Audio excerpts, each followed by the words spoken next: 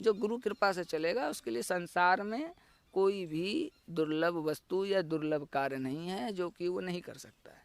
इसमें ना पढ़े लिखे की जरूरत है ना गंवार की जरूरत है, जैसा है वैसा ही सही है। बाबा जी, एक और प्रश्न यहाँ पर हमारे सामने आया है कि अगर किसी व्यक्ति पर किसी दुर्भावना से किसी अन्य व्यक्ति ने कुछ गलत, जिसे बोलें कि काला जादू या कुछ क्रिया करवाई, तो उस आपने जैसा बताया कि कमजोर दिल या कमजोर आस्था जिसकी होगी उस पर असर करेगा, ये सबसे पहले। तो ऐसा भी हो सकता है कि जिसने कराया उसका स्वतः ही बुरा हो सकता है, कि अगर हमारी आस्था प्रगाढ़ हुई, विश्वास हुआ या गुरु कृपा हुई, तो वो हमारे ऊपर नहीं काम करके उस पे कर जाए, तो ऐसा भी होता है क्या कभी? देखिए ये बात मैंने आपको पहले भी बताया, सर्वप्रथम तो यही है कि आस्था जी। और आपका विश्वास।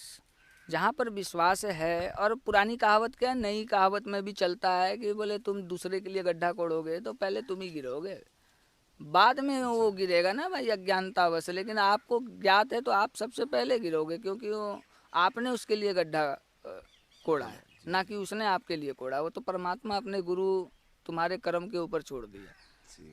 कि अगर मैं गलत हूँ तो मेरे को फल मिले, तू गलत है तो तेरे को फल मिले। फिर वही बताया ना, नास्तिक जो हम्म। धर्म की अवहेलना कर रहा है, ये वो दुखी कर रहा है, तो जी। वैसे लोगों पे ये क्रिया तुरंत प्रभाव रूप से काम कर जाती है, अपना प्रभाव तुरंत छोड़ देती है। लेकिन जो अपने सदमार्ग में है, सामने वाला जो बुरा करवा रहा है और उसके लिए उसने कभी ऐसा सोचा नहीं, उसके लिए कभी ऐसा कदम नहीं उठाया उसने, अब वो एक अपनी ईर्षा राग देश के भावना से उस चीज़ को वो छोड़वा रहा है किसी तांत्रिक के द्वारा, सर्वप्रथम तो उसी तांत्रिक को लगेगा जो छोड़ रहा है। अच्छा। दूसरे नंबर में फिर उसका साइड इफेक्ट्स आपके ऊपर आएगा, जिसने भी। आपने करवाया है। जी। लेकिन इसमें दो बात हो जाती है, जो कर रहा है वो इतना क्षमतावान हो चुका होता है उस चीज़ को करते कि करते, उसको। कि उस चीज़ का दुख सुख को वो उसका काट उसके पास है, उसका काट कर लेता है वो, तो वो झेल जाता है और सामने वाले को महसूस नहीं होने देता है कि ये शक्ति ने हमको रिटर्न हमको टॉर्चर किया या हमको दंड दिया। हम्म। लेकिन दूसरे को वो ऑटोमेटिक दिख जाता है, जो दूसरा जो गड्ढा जी कोड़ा है, जी जी, जिसने जिसने। अभिचारिक क्रियाओं का काला जादुओं का प्रयोग करवाया है, वो गड्ढे में ऑटोमेटिक चला जाता है। तो ऐसा है कि धर्म सबसे बड़ा है, और इन सभी से बड़ा है आपका स्वयं का विश्वास, गुरु की कृपा। फिर कहूँगा तंत्र मंत्र यंत्र ये ऐसी हैं, बिना गुरु कृपा के आप प्राप्त कर ही नहीं सकते हैं। इसमें भगवत कृपा की तो बात ही नहीं है, कहीं तक भी नहीं है, अच्छा। मेरा मानना है। इस क्रियाओं के लिए सर्वप्रथम गुरु का आज्ञा, दिशा, नक्षत्र, वार, तिथि, आसन, संख्या, हर चीज़ अनिवार्य है। उसका एक इंतजार होता है लोगों को कि हाँ, आपने फिल्मों में देखा होगा कि फलाने तिथि की अमावस्या पड़ेगी तो उस समय का ये बलि और ये क्रिया सफल होता है। तो ऐसे ही ये सब अभी भी हैं, और ऐसे जितना जो कठिन क्रिया होगी, जैसे कि उसको आप कह देंगे कि उच्चाटन है, हम्म। मारण है, ये एक ऐसी क्रिया है जो कि हर कोई इसको करना नहीं चाहता है। स्वयं अघोरी तांत्रिक लोग भी इसको बहुत कम ही प्रयोग करते हैं। हाँ, रिसर्च के लिए उस चीज़ को अनुभव यानी साधना सिद्ध कर लेते हैं, लेकिन उसको सामने वाले को प्रदान बहुत कम करते हैं, सामने वाले को उसको उपयोग बहुत कम करते हैं, क्योंकि इसका पाप बहुत 100 गुना ज़्यादा पाप भी है। आप एक तरीका से मान लिया कि एक का भला कर रहे हो, लेकिन दूसरे का तो बुरा कर रहे हो ना। जी जी। परमात्मा के लिखे हुए को तो आप मेटना चाह रहे हो ना, अपनी सही शक्ति बात। से, अपने भजन से। तो उसमें वो गुरु भी सम्मिलित हो जाता है। भागीदारी हो जाते हैं, और शिष्य तो ऑटोमेटिक है ही है, क्योंकि वो एक अपने स्वार्थ के लिए उस चीज़ का दुरुपयोग कर रहा है। गुरु ने तो उसको इतना ही दोषी होते हैं कि उसको समझ नहीं पाते हैं, उसको जान नहीं पाते हैं, दे देते हैं उसके भक्ति भाव सेवा से प्रसन्न होके, है ना। तो कहा जाए कि तंत्र साधना जो है, गुरु की कृपा अनिवार्य है। गुरु के मार्गदर्शन पे आप तंत्र साधना करेंगे, आपको हर जगह सफलता मिलेगी। लेकिन किसी के लिए दुरुप्रभाव से या दुरुपयोग से, किसी के विनाश के, किसी के पतन के लिए आप इस क्रिया को ना करें तो अच्छा ही है, क्योंकि इसमें जैसे बलि मांगता है प्रेत आत्माएं जो हैं, जो साधना आप यक्षिणी या किसी भी अनन्य देवियों की कर रहे हैं, तो तामसी और क्रोधी होती हैं, बहुत क्रोधी होती हैं। उनका तेज बहुत अत्यंत तेज होता है, जिसको आप महसूस नहीं कर सकते हैं, सही से स्वागत। देख नहीं सकते हैं। उसकी गर्जना ऐसी होती है कि वो पृथ्वी को पलटने में सामर्थ्यवान होती है। उसकी बलि ऐसी है जैसे प्रथम जोड़ा का बलि मांग लेना, या प्रथम बच्चे का बलि मांग लेना, या और भी ऐसे कई जीव जंतु हैं जिनकी वो बलियों को मांगती हैं। तो आप बताइए ऐसा कौन सा साधक है जो ऐसी बलियों को दे के और ऐसी साधनाओं को प्राप्त करना चाहे।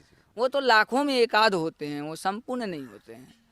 और पहले अपने धर्म को, पहले से ही धर्म की युद्ध चलती आई है, तो पहले आप बोलेंगे कि इसकी स्थापना क्यों हुई, तो इसलिए हुई कि पहले अपने धर्म को बचाने के लिए इन सब क्रियाओं को करने की जरूरत थी। क्योंकि गीता में भगवान ने भी कहा है अर्जुन से कि देख तू नहीं मार रहा है किसी को, मारने वाला तो मैं ही हूँ भाई, बचाने वाला मैं ही हूँ, तू क्या मार रहा है।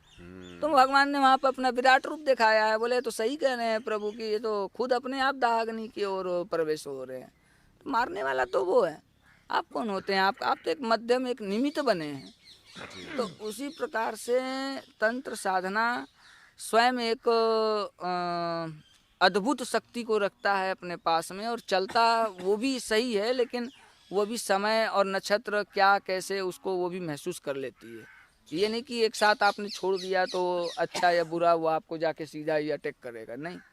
आपके बारे में वो थोड़ा समझेगा, जानेगा कि इसके अंदर क्या है, गुरु कृपा कैसी है, गुरु की भक्ति कैसी है, इसके पितरों की इस कृपा कैसी है, जब वो आपके ऊपर हावी होगा, अन्यथा आपके ऊपर हावी नहीं होगा। गुरु का स्मरण करें, गुरु का ध्यान करें, माता पिता का सम्मान करें, मंदिर मठों का ध्यान रखें। आपको किसी भी तंत्र मंत्र की साधना की जरूरत नहीं है। गुरु मंत्र से बड़ा कोई तंत्र मंत्र यंत्र नहीं है। गुरु की कृपा हो गई तो संपूर्ण इंद्रजाल, संपूर्ण तंत्र मंत्र यंत्र स्वतः ही आपके पास चली आएगी। आप सिर्फ उसका स्मरण करेंगे कि मेरे को मारण की क्रिया करनी है गुरु महाराज, तो आपको ऑटोमेटिक आपकी आत्मा में वो ऊर्जा, वो शक्ति आपके अंदर ऑटोमेटिक समाहित हो जाएगी कि हाँ मेरे को कौन सा क्रिया, किस नक्षत्र, क्या पद्धति है, इसकी क्या विधान है, ऑटोमेटिक आपको स्मरण हो जाएगा, जिसको कहते हैं गुरु की कृपा से आत्मज्ञान का प्रकट होना। तो सर्वप्रथम इसमें गुरु की कृपा है। जो गुरु कृपा से चलेगा उसके लिए संसार में कोई भी दुर्लभ वस्तु या दुर्लभ कार्य नहीं है जो कि वो नहीं कर सकता है। इसमें ना पढ़े लिखे की जरूरत है, ना गंवार की जरूरत है, जैसा है वैसा ही सही है। जय श्री महाराज। तो साथियों, यहाँ पर आपने जाना कि जो भी तामसिक क्रियाएं या जो भी तांत्रिक या जो भी इंसान इन क्रियाओं का गलत इस्तेमाल करता है वो उन्हीं पर विपरीत प्रभाव डालती है, बशर्ते जिस इंसान पर ये क्रियाएं की जा रही है वो आस्था में विश्वास रखता हो, अपने गुरु सेवा में विश्वास रखता हो, जन सेवा में विश्वास रखता हो, अपने धर्म को मानता हो, तो वो इतना विश्वास और इतना मजबूत हो जाता है कि उस पर ये क्रियाएं असर नहीं करती है। तो आप भी इन उपायों का ज़रूर इस्तेमाल कीजिएगा और देखिएगा कि आपके जीवन में परिवर्तन बहुत ही सकारात्मक होगा। चलिए चलते हैं अगले वीडियो तक। जय श्री महाकाल।